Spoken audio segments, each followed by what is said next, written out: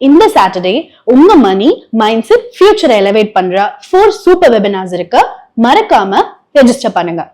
10 AM 1 crore lump sum strategy. Ramesh கிட்ட savings இருக்கு, ஆனா எப்ப இன்வெஸ்ட் பண்ணணும்னு வெயிட் பண்ணிட்டே இருந்ததால ஒன் ரைட் டெசிஷன் அவரால் எடுக்க முடியல. பட் 1 crore ஃபாஸ்ட் ட்ராக் பண்ணலாம்னு தெரிஞ்சப்போ ரொம்ப லேட் ஆயிடுச்சு. நீங்க அந்த மிஸ்டேக் பண்ண வேண்டாம். இப்போவே 1 crore போர்ட்ஃபோலியோ பில்ட் பண்ண சீக்ரெட் ஸ்ட்ராட்டஜிஸை தெரிஞ்சுக்க இந்த வெபினாருக்கு ரெஜிஸ்டர் பண்ணுங்க. 11 AM knowing your potential. Arjun நினைச்சாரு லக் இருந்தா மட்டும்தான் வெல்த்தை கிரியேட் பண்ண முடியும்னு. ஆனா ரைட் பினான்சியல் என்ஜின்ஸை அன்லாக் பண்ணதும் லைஃப் ஃபுல்லா மாறிடுச்சு அவருக்கு. நீங்க எப்படி உங்க வெல்த்தை ஆக்சிலரேட் பண்ணலாம்? உங்க பொட்டன்ஷியல் அன்லாக் பண்றதுக்கு இந்த வெபினாருக்கு இப்பவே ரெஜிஸ்டர் பண்ணுங்க. 11 AM இன்னொரு வெபினாரும் இருக்கு, futures of fashions, thrifting and rentals. Indian வெட்டிங்ஸ்னாலே கிராண்டா ஸ்பெண்ட் பண்ணணும்னு ஒரு பிலீஃப் இருக்கு. பட் ஜென்சி ரூல்ஸ் மாறிடுச்சுங்க. சஸ்டைனபிளா பட்ஜெட் ஃப்ரெண்ட்லி ஃபேஷனா இப்போ ட்ரெண்டே வேற மாதிரி ஆயிடுச்சு. நீங்க இந்த சேஞ்ச்க்கு ரெடியா? லக்ஸுரி அண்ட் வெட்டிங் வேர்ல ரெண்டல் அண்ட் ஷிஃப்டிங் எப்படி ரெவல்யூஷன் கிரியேட் பண்றதுன்னு தெரிஞ்சுக்கணும்னா இந்த வெபினாருக்கு ரெஜிஸ்டர் பண்ணுங்க. And 12 PM we have secret budgeting and investing hacks. Special webinar for women. Neha நல்லா சம்பாதிச்சாலும் மந்த் எண்ட்ல அவளோட சேவிங் 0. அப்பதான் மணி மேனேஜ்மெண்ட் ஹேக்ஸ் பத்தி தெரிஞ்சுக்கிறது எவ்வளவு இம்பார்ட்டன்ட்னு அவளுக்கு தெரிஞ்சது. இப்போ அவ மணி அவளுக்கு ஒர்க் பண்றதுக்கு என்ன பண்ணணும்னு அவ சீக்கிரஸ் தெரிஞ்சுக்கிட்டா. சோ நீங்களும் அதை தெரிஞ்சுக்கணும்னா இந்த Kodeeswari webinar exclusive for women இப்பவே ரெஜிஸ்டர் பண்ணுங்க. 4 power packed sessions, 1 life changing Saturday. Seats லிமிட்டடா தான் இருக்கு. சோ இப்போவே ரெஜிஸ்டர் பண்ணுங்க.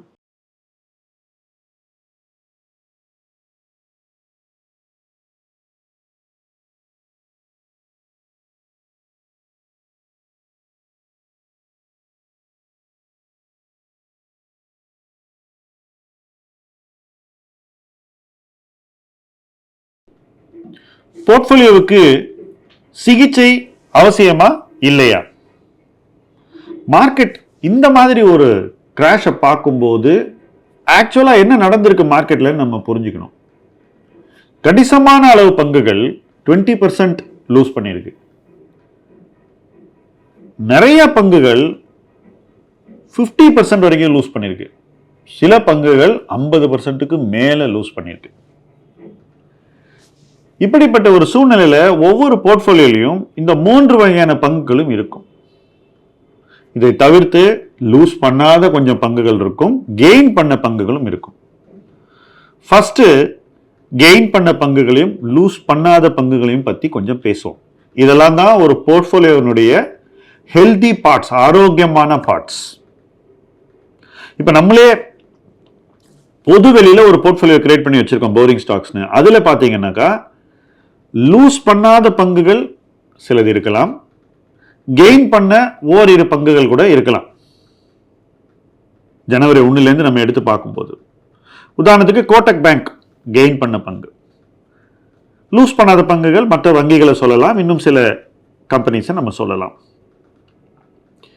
லூஸ் பண்ணாத கெயின் பண்ண பங்குகளை ஒரு போர்ட்ஃபோலியோல வச்சுக்கிறதுங்கிறது இந்த மாதிரி மார்க்கெட் சூழ்நிலையில ரொம்ப ரொம்ப முக்கியம். அது என்ன செய்யும்னா போர்ட்ஃபோலியோவுக்கு ஸ்டெபிலிட்டி கொடுக்கும். பர்ஃபார்மன்ஸ் கிடைக்கலனா கூட பரவாயில்ல, போர்ட்ஃபோலியோவுக்கு ஸ்டெபிலிட்டி வேணும். அதற்கு அடுத்தபடியாக கொஞ்சமா லூஸ் பண்ண கம்பெனிஸ், என்ன பொறுத்த வரைக்கும் 20%க்குள்ள இருந்தா அது கொஞ்சமா லூஸ் பண்ணதுன்னு வச்சுக்கோ. அந்த மாதிரி கம்பெனிஸ்ல அந்த கம்பெனி ஏன் விழுந்தது அப்படின்னு நம்ம தெளிவா புரிஞ்சுக்கணும். அதை எப்படி புரிஞ்சுக்கிறது? ஃபர்ஸ்ட் அந்த கம்பெனிக்கு எதிர்காலம் எப்படி இருக்கிறது அப்படிங்கிறத பார்க்கணும். எதிர்காலம் வளர்ச்சி சார்ந்து எப்படி இருக்கிறது, லாப வளர்ச்சி சார்ந்து எப்படி இருக்கிறது, மார்ஜின் சார்ந்து எப்படி இருக்கிறது, இந்த 3 விஷயத்தை பார்க்கணும். Sales growth, profit growth, margin protection. இந்த 3 விஷயங்களையும் நீங்க ஒரு கம்பெனிலையும் பார்க்கணும். இப்போ இந்த 3 விஷயங்களும் ஆரோக்கியமாகவும் வளர்ச்சி சார்ந்தும் இருந்துச்சுனாக்கா அப்போ மார்க்கெட் ஏன் இந்த ஸ்டாக்கை 20% வரைக்கும் இறக்கி இருக்கு, ஏன் இந்த மார்க்கெட்ல இந்த ஸ்டாக் பனிஷ் ஆச்சுன்னு யோசிக்கணும். அந்த காரணங்களை நம்ம தெளிவா புரிஞ்சுக்கணும். அந்த காரணங்களை புரிந்து கொள்ளும் போது அந்த ஸ்டாக்கை நம்ம விற்கணுமா வாங்கலாமா வச்சுக்கலாமா 3 கேள்விகளுக்கும் ஒரு விடை கிடைக்கும். அந்த விடையை நம்ம ஃபாலோ பண்ணலாம். இதற்கு அடுத்தபடியாக 20 to 50% ஃபால் ஆன ஸ்டாக்ஸ், இங்க ஏதோ பிரச்சனை இருக்கு அப்படிங்கறத நம்ம முதல்ல ஒத்துக்கணும். ப்ராப்ளம் இருக்குன்னு ஒத்துக்கிட்டா தான் நம்ம சொல்யூஷன் நோக்கி போக முடியும். நிறைய பேருக்கு எப்போ ஒரு ஸ்டாக் 20% மேல கீழே வருதோ அப்பதான் அவங்க வந்து இன்னும் வேகமா வாங்கிக்கிட்டு இருப்பாங்க.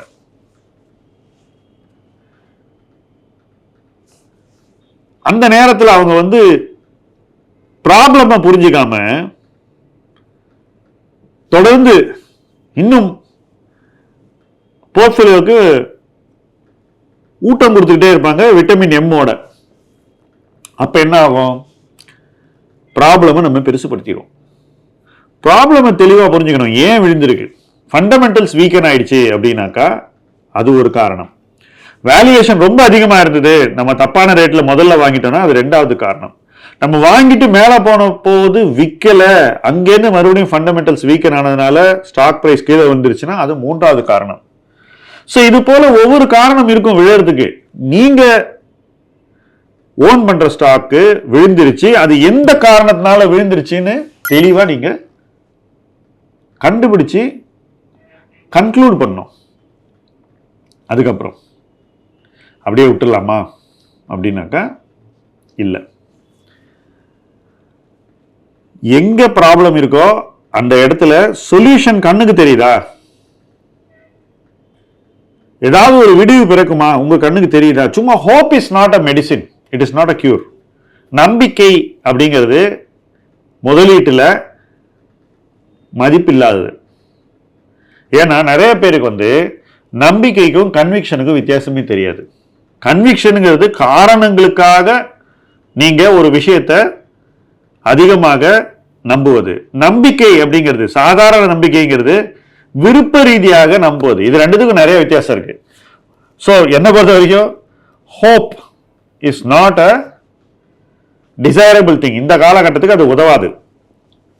கன்விக்ஷன் வந்து நமக்கு இந்த ப்ராப்ளம், இந்த விஷயங்கள்லாம் நடந்தால் மாறும், ப்ராப்ளம் வந்து இந்த கம்பெனி வெளியே வரும் அப்படின்னு நமக்கு சொல்லணும். இந்த விஷயங்கள்லாம் நடக்கிறதுக்கான சாத்தியக்கூறுகள் கண்ணுக்கு தெரியணும். சும்மா நம்ம மைண்ட்லயோ இல்லை ஹோப்லயோ இல்லை யாரோ ஒருத்தர் சொன்னானோ நம்ம நம்பிக்கிட்டு இருக்க முடியாது. அப்ப விஷுவல் எப்படி தெரியுது? விசிபிளா அந்த கம்பெனியுடைய ஃபியூச்சர் எப்படி தெரியுது? ஸோ இந்த ஃபியூச்சரை விஷுவலைஸ் பண்ணணும். இப்போ எனக்கு தெரிஞ்ச ஒரு கம்பெனியுடைய ஸ்டாக் ரொம்ப இறங்கி கீழே போச்சு. கீழே போன பிறகு அந்த பிரைஸ்ல இதை இன்னும் கொஞ்சம் வாங்கலாமா இல்லை நம்ம தப்பு பண்ணிட்டோமான்ற ஒரு கேள்வி வருது. இப்போ அந்த நேரத்தில் அந்த கம்பெனியை எது பாதிக்குதுன்னு யோசிச்சாக்கா இந்தியன் கவர்மெண்ட்டுடைய பாலிசி, கவர்மெண்ட்டுடைய இன்ஃப்ராஸ்ட்ரக்சர் ஸ்பெண்டிங், அந்த கம்பெனி ஆப்ரேட் பண்ற செக்டருக்கான கவர்மெண்ட்டுடைய கேபிட்டல் எக்ஸ்பெண்டிச்சர் அலோகேஷன், அந்த கேபிட்டல் அலோகேஷன் எக்ஸ்பெண்டிச்சரை எப்படி பிரித்து கொடுப்பார்கள்ன்ற ஒரு வியூகம், அந்த பிரித்து கொடுப்பதுல இந்த கம்பெனிக்கு எவ்வளவு கிடைக்கும்ன்ற ஒரு விசிபிலிட்டி, இந்த கம்பெனி எவ்வளவு பிட் பண்ணிருக்காங்க டெண்டர்ஸ்லன்ற ஒரு தெளிவு, அந்த டெண்டர்ஸ்ல உங்களுக்கு எவ்வளவு கிடைக்கும், ரீஜனலா உங்களுக்கு என்ன மார்க்கெட் ஷேர், நேஷனலா என்ன மார்க்கெட் ஷேர், இதெல்லாம் பார்த்துட்டு ஓகே இந்த கம்பெனிக்கு குளோபலா எந்த இம்பாக்டும் கிடையாது, டொமஸ்டிக் எக்கானமியில கவர்மெண்ட் இன்வெஸ்ட் பண்றாங்க, அதனால இந்த கம்பெனிக்கு எதிர்காலம் நல்லா இருக்கும்னு சொல்லிட்டு அந்த கம்பெனியை நம்ம வாங்க முடியும். ஸோ அந்த கேபெக்ஸ் விசிபிலிட்டி இருக்கிறதுனால அந்த கம்பெனிக்கு எதிர்காலம் நல்லா இருக்கு, அந்த கம்பெனிக்கு மார்ஜின் வந்து ஸ்டேபிளா இருக்கும், அதனுடைய ரா மெட்டீரியல் பிரைசஸ்லாம் கண்ட்ரோல் இருக்கு, அப்படியே பிரைசஸ் மேல போனாலும் அதை பாஸ் ஆன் பண்ணக்கூடிய இடத்துல கம்பெனி இருக்கு. இதெல்லாம் நம்ம திருப்திப்படுத்திக் கொள்ள வேண்டிய விஷயங்கள். இதெல்லாம் பண்ணாக்கா அந்த கம்பெனி நம்ம போர்ட்ஃபோலியோல ஒரு அங்கமாக இருக்கலாம். அந்த அங்கம் ஆரோக்கியமான ஒரு அங்கம், அதை பத்தி நம்ம கவலைப்பட வேண்டியது இல்லைன்னு நம்மள நாமே சாட்டிஸ்ஃபை பண்ணிக்கணும். என் ஃப்ரெண்டு சொன்னாரு, இல்ல ஃபண்ட் மேனேஜர் சொன்னாரு, அல்ல அனலிஸ்ட் சொன்னாரு அப்படின்ற ஒரு மேம்போக்கான அப்ரோச்ல நீங்க உங்களை சாட்டிஸ்ஃபை பண்ணிக்க கூடாது. இது 20 to 50% ஃபால் ஆன கம்பெனிஸ்க்கு ரொம்ப முக்கியம். 50% மேல ஃபால் ஆன கம்பெனிஸ் உறுதியா அதுல ஏதோ பிரச்சனை இருக்கு, ஃபர்ஸ்ட் அதை ஒத்துக்கணும். சில நேரங்களில் இந்த 20 to 50 இருக்கிற கம்பெனிஸும் கொஞ்ச நாள் கழிச்சு இந்த கேட்டகரிக்குள்ள விழுந்துரும். ஸோ 20 to 50 கேட்டகரியை ஸ்டடி பண்ணும்போது இந்த கேட்டகரிக்குள்ள எந்த கம்பெனி விழப்போகுதுன்னு காலத்தோட அடையாளம் கண்டு அட்லீஸ்ட் அந்த இடத்துலயாவது அந்த கம்பெனியினுடைய லாஸை நீங்க அரெஸ்ட் பண்ணும், அதை தடுக்கணும். அதுல இருந்து வெளியேறினா தான் லாஸ் அடங்கும். ஸோ இந்த ஒரு ப்ரிசைஸ் ஆக்டிவிட்டியை வந்து தோல்வி அடைந்த பிறகு கூட போர்ட்போலியோல கஷ்டம் பார்த்த பிறகு கூட நம்ம செய்ய வேண்டிய ஒரு தேவை இருக்குன்றதான் இந்த இடத்துல நான் வந்து பாயிண்ட் அவுட் பண்ண விரும்புறது. ஓகே, மார்க்கெட்ல இன்னைக்கு நமக்கு டிஃபீட் வரும், நாளைக்கு விக்டரி வரும். பட் இந்த டிஃபீட்டுக்கும் விக்டரிக்கும் நடுவில் நிறைய செய்ய வேண்டியிருக்கு. தன்னால டிஃபீட்ல இருந்து விக்டரி வந்துடாது, அது உறுதி, எஃபர்ட் தேவை. ஸோ இந்த 50% மேல உள்ளதுல நிறைய பிரச்சனை இருக்குன்னு சொன்னேன். 20 to 50ல 50% வரக்கூடிய பங்குகளை நீங்க முன்னாடியே கலைந்து சரி பண்ணிடுங்கன்னு சொன்னேன். 50%க்கு மேல இருக்கிற கேட்டகரியில நீங்க நிச்சயமா ஏதாவது பண்ணி தான் ஆகணும். அது எப்படின்னா, ஹார்ட்ல ஒரு ப்ராப்ளம் இருக்கு, வேல்வ் ரீப்ளேஸ்மெண்ட், அனியூரிசம் இருக்குன்ற மாதிரி அதை காலத்தோட நீங்க டெஃபினட்டா அட்ரஸ் பண்ணணும். இல்லைன்னா என்ன நடக்கும்னு உங்களுக்கு தெரியும். அல்லது உங்களுக்கு வேற ஏதோ ஒரு பாடி பார்ட் ரொம்ப முக்கியமானது உங்களுக்கு சரியா ஃபங்க்ஷன் ஆகல, அது திரும்பி தன்னால சரியாகாதுன்னு உங்களுக்கு தெரிஞ்சிருச்சுன்னா நிச்சயமா அதை ரீப்ளேஸ் பண்ணி ஆகணும். நிறைய பேர் ப்ராப்ளமோடையே டிராவல் பண்ணிக்கிட்டே இருப்பாங்க. நீஸ் ரெண்டும் வேலை செய்யாது, எப்படியோ போயிட்டு இருப்பாங்க. ரீப்ளேஸ்மெண்ட் பண்ணாக்கா அவங்களுக்கு அது ஒரு பெட்டர் லைஃப் கொடுக்கும்னு அவங்க நம்ப மாட்டாங்க. அல்லது அந்த கஷ்டமான டெசிஷன் எடுக்கிறதுக்கு அவங்களுக்கு விருப்பம் இல்லாமல் இருக்கலாம். அல்லது இவ்வளவு பணம் நமக்கு செலவாயிடுமே அப்படின்ற ஒரு ஃபீலிங் இருக்கலாம். இன்வெஸ்ட்மெண்ட்ல அதுக்கு ஈக்குவலண்ட் என்னன்னாக்கா, நம்ம ஏற்கனவே இவ்வளவு பணம் செலவு பண்ணிட்டோமே, நமக்கு இன்னைக்கு வித்தாக்கா இவ்வளவுதான் வருமே, நஷ்டமாகுமேன்ற அந்த ஃபீலிங் உதவாது. Because you have to move forward. எந்தெந்த பார்ட்ஸ் ஆஃப் த போர்ட்ஃபோலியோல பிரச்சனை தன்னால தீராதோ அந்த இடத்துல எல்லாம் நீங்க தான் தீர்வை தேடி போக வேண்டும். வெயிட் பண்ணா தீர்வு வராது. சோ இந்த 50% மேல விழுந்த இடங்கள்ல பல இடங்கள்ல நீங்க தான் தீர்வை நோக்கி போகணும். லாஸ் எப்படி ஏத்துக்கிறது அப்படின்னு நிறைய பேர் கேட்பாங்க. சரி, இந்த லாஸ் நீங்க ஏத்துக்கலன்னா மேலும் லாஸ் வந்து அதை எப்படி ஏத்துக்க போறீங்க, அதுதான் கேள்வி. இந்த லாஸை நீங்க ஏத்துக்கிட்டா இத்தோட நீங்க வந்து ஒரு தீர்வை தேடி போவீங்க, ஒரு பெட்டர் பிளேஸை நோக்கி போறதுக்கு ஒரு வாய்ப்பு இருக்கு. சோ இதுக்கு மேல உங்களுக்கு பணம் லாஸ் ஆகாது, இதுக்கப்புறம் காலம் கொஞ்சம் வேஸ்ட் ஆகும். பட் திரும்பி நீங்க உங்க பணத்தை ரெக்கூப் பண்றதுக்கு ஒரு வாய்ப்பை நீங்க உங்களுக்கு கொடுத்துக்க போறீங்க. அது பெட்டரா இல்ல வெயிட் பண்ணி இன்னும் கொஞ்சம் காலம் கடந்த பிறகு இன்னும் கொஞ்சம் லாஸ் வந்து பணமும் இன்னும் இழந்து நேரத்தையும் இழந்து மறுபடியும் நீங்க அதே விஷயத்தை தான் பண்ணி ஆகணும். சோ அந்த வகையில நீங்க இது போன்ற கிரானிக் விஷயங்களை நீங்க அட்ரஸ் பண்ணி தான் ஆகணும். போர்ட்ஃபோலியோல இந்த மாதிரி இஷ்யூஸ் இருந்தா நீங்க அதை சர்ஜிக்கலா தான் ரிமூவ் பண்ணணும், வேற வழி இல்லை. சோ எது எப்படிப்பட்ட பிரச்சனை அப்படின்னு ஒரு போர்ட்ஃபோலியோல ஒரு இன்வெஸ்டர் தேடி ஆய்வு செஞ்சு சிந்திச்சு கன்க்ளூட் பண்ணணும். அதுக்கப்புறம் அந்த பிரச்சனைக்கு ஒரு சொல்யூஷனை அவங்களே உருவாக்கணும். அந்த சொல்யூஷனை ஃபெய்த்ஃபுல்லா இம்ப்ளிமெண்ட் பண்ணணும். அதை பண்ணும்போது தான் உங்க போர்ட்ஃபோலியோ ஒரு பெட்டர் பிளேஸை நோக்கி போக முடியும். இல்லைன்னா என்ன ஆகும்னாக்கா, நீங்க காத்துக்கிட்டு இருப்பீங்க, உங்க போர்ட்ஃபோலியோனுடைய ஹெல்த் இன்னும் குறைஞ்சிக்கிட்டே இருக்கும், இன்னும் பிரச்சனைகள் வரும்.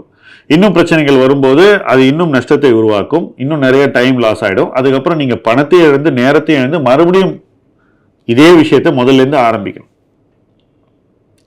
ஏன்னா மார்க்கெட் அந்த மாதிரியான ஒரு இடம். It's a very brutal place. So ஐடியலா பார்த்தா இந்த மார்க்கெட்ல நல்ல போர்ட்ஃபோலியோல உங்களுக்கு இழப்பு குறைவாக இருக்க வேண்டும் அல்லது கெயின் இருக்கணும், அட்லீஸ்ட் பார்ட்ஸ்ல. சப்போஸ் உங்க போர்ட்ஃபோலியோல பாதி அந்த மாதிரி இருந்ததுன்னா யூ ஆர் லக்கி. அதுக்கப்புறம் அந்த 20%க்குள்ள லாஸ் இருக்கக்கூடிய விஷயங்கள் முக்காவாசி ஓரளவுக்கு சார்ட் அவுட் ஆயிடும். 50க்கு அது போகாது. அதுலயும் நீங்க எது ஸ்லிப் ஆகும் அப்படின்னு பார்த்து அதை அந்த இடத்துல அரெஸ்ட் பண்ணணும். மேபி ஒரு 3 நாள் இருந்தா மேபி 1 or 2 நீங்க அரெஸ்ட் பண்ண வேண்டியிருக்கலாம். அதை வந்து கலைந்தெடுக்க வேண்டிய ஒரு தேவை இருக்கலாம். அதுக்கப்புறம் இன்னும் பெரிய பிரச்சனைகளை நீங்க டீல் பண்ணி தான் ஆகணும். அந்த பிரச்சனை மேலும் பெரிதாகாமல் பார்த்துக் கொள்ள வேண்டியது உங்களுடைய கடமை. அப்புறம் பெரிய பிரச்சனைகளை நீங்க அட்டாக் பண்ணி ஆகணும், வேற வழியே கிடையாது. இதெல்லாம் பண்ணா என்ன ஆகும், காலப்போக்கில் portfolio will come back to good health. சில பேருடைய போர்ட்ஃபோலியோ ஃபுல்லா 50% மேலே விழுந்த பங்குகள் தான் இருக்கும். அந்த இடத்துல ஒண்ணுமே பண்ண முடியாது. அந்த இடத்துல நீங்கள் மொத்த போர்ட்ஃபோலியோவையும் முழுவதுமாக மாற்றி வடிவமைப்பது மட்டும்தான் உங்களுக்கு இருக்கக்கூடிய ஒரே option. there's no other choice. காலம் எந்த விதமான ஒரு எஸ்கேப் ரூட்டையும் நமக்கு கொடுக்காது. ஏன்னா அந்த மாதிரியான தேர்வுகள், அந்த மாதிரியான காம்போனன்ட்ஸ், அந்த மாதிரி பார்ட்ஸ் தான் அந்த போர்ட்ஃபோலியோ இருக்குன்னா அந்த பார்ட்ஸ் வந்து நமக்கு இன்னும் வலியை கொடுத்துக்கிட்டே இருக்கும். எப்படி ஒரு ஹியூமன் பாடியில் 4-5 பெரிய பெரிய பார்ட்ஸ் ப்ராப்ளம் பண்ணுதோ அந்த மாதிரி போர்ட்ஃபோலியோலும் எல்லா பெரிய பார்ட்ஸ், பெரிய பெரிய எக்ஸ்போஷர்ஸ் எல்லாம் ப்ராப்ளமேட்டிக்காக இருந்துச்சுனாக்கா நீங்கள் அதை வந்து கம்ப்ளீட்டாக மாற்றி தான் ஆகணும், வேறு வழியே கிடையாது. உங்கள் போர்ட்ஃபோலியோவில் என்ன மாதிரி ப்ராப்ளம் இருக்குது எனக்கு தெரியாது. ஆனால் எந்த ப்ராப்ளம் இருந்தாலும் அதுக்கு நீங்கள் ஒரு தீர்வை தேடி ஆக வேண்டும். எங்கே தேடி ஆகணுமோ அந்த இடத்துல நீங்கள் தயங்கக்கூடாது, டைம் வேஸ்ட் பண்ணக்கூடாது, அந்த தீர்வு உங்களுக்கு வராமல் நீங்களே செஞ்சிடக்கூடாது. இந்த மார்க்கெட் தீர்வுகளை தேடி போக வேண்டிய ஒரு காலகட்டம். இந்த மார்க்கெட்டில் யாரெல்லாம் தீர்வுகளை தேடி போகிறாங்களோ அவங்க வந்து முதல்ல பிரச்சனையை சால்வ் பண்ணிவிட்டு எங்கே ஆரம்பித்தாங்களோ அந்த இடத்துக்கு வந்துடுவாங்க. லாஸ் எல்லாம் மேக்கப் பண்ணிவிட்டு அங்கேருந்து மறுபடியும் மேலே போவாங்க. எதுவுமே செய்யாமல் வெயிட் பண்ணுறவங்க காலம் தனக்கு ஏதாவது ஒரு விடிவை ஏற்படுத்தி கொடுக்காதான்ற ஒரு பிளைண்ட் ஃபெய்த்தில் காலத்தை ஓட்டிக்கிட்டு இருப்பாங்க. நீங்கள் எந்த மாதிரியான ஒரு ட்ரீட்மெண்ட்டை உங்கள் போர்ட்ஃபோலியோ கொடுக்க போகிறீங்கன்றது உங்கள் சாய்ஸ். பட் போர்ட்ஃபோலியோ ஹெல்த்துங்கிறது ரொம்ப ரொம்ப முக்கியம். ஆரோக்கியமான ஒரு போர்ட்ஃபோலியோ வச்சுருந்தால் தான் இங்கேருந்து நீங்கள் ஒரு பெட்டர் பிளேஸுக்கு போக முடியும். அந்த ஆரோக்கியத்தை உங்களுக்கு விரும்பிய விதத்தில் உங்களுக்கு எது சரி என்று படுகிறதோ அந்த வகையில் நீங்கள் தேட வேண்டிய ஒரு பொறுப்பு உங்களுக்கு இருக்கிறது. வேறு யாரும் இதை உங்களுக்கு செய்ய மாட்டாங்க, நீங்கள் தான் செய்யணும். ஆனாலும் நீங்கள் இதை செய்யும்போது இதை பற்றி தொடர்ந்து உங்களுடன் உரையாடி இதை பற்றி என்ன செய்யலாம், என்ன செய்யக்கூடாது என்ற கருத்துக்களை உங்களோடு பகிர்ந்து கொண்டு இணைந்து பயணிப்போம். முதலீட்டு களம் உங்கள் களம். நன்றி. இந்த சேனலில் நீங்கள் ரெகுலராக பார்க்குறீங்க, ஆயிரக்கணக்கான பேர் சப்ஸ்கிரைப் பண்ணியிருக்கீங்க. இதில் வரக்கூடிய கண்டென்ட் உங்களுக்கு பல விதங்களில் யூஸ்ஃபுல்லாக இருக்கலாம். பட் இதை கடந்து உங்களுக்குள்ள நிறைய கேள்விகள் இருக்கலாம், உங்கள் முதலீடை பற்றின நிறைய சந்தேகங்கள் இருக்கலாம். நம்ம செய்யறது சரியா தப்பா, இதை விட ஒரு பெட்டர் மெத்தட் ஏதாவது நம்ம செய்ய முடியுமா? இந்த கேள்விகளுக்கான விடையை நீங்கள் நேரடியாக தெரிஞ்சுக்கணும் அப்படின்ற ஒரு நோக்கத்தோட தான் ஆஸ்க் M2W எனிதிங்னு ஒரு ஹெல்ப்லைனை நம்ம கிரியேட் பண்ணியிருக்கோம். அந்த ஹெல்ப்லைன் மூலமாக உங்களுடைய தனிப்பட்ட கேள்விகளை நீங்கள் கேட்டு தெரிஞ்சுக்கலாம். இது ஒரு ஈஸியான இன்டராக்டிவ் மோட் அப்படின்னு தான் நான் நினைக்கிறேன். என்ன ரீசன்னா, நாங்கள் உங்கள் ஊருக்கு வர்றதுக்கோ அல்லது நீங்கள் இங்கே வர்றதுக்கோ நிறைய செலவாகும், நிறைய டைம் ஆகும், நிறைய டிலே ஆகும். இதையெல்லாம் தவிர்க்கணும். உடனடியாக உங்கள் சந்தேகங்கள் தீர்க்கப்பட வேண்டும், உங்கள் கேள்விகளுக்கான விடை கிடைக்க வேண்டும். நீங்கள் இன்னைக்கு செய்கிற இன்வெஸ்டிங்கோட நாளைக்கு ஒரு பெட்டர் இன்வெஸ்டிங்கை நோக்கி போக வேண்டும்.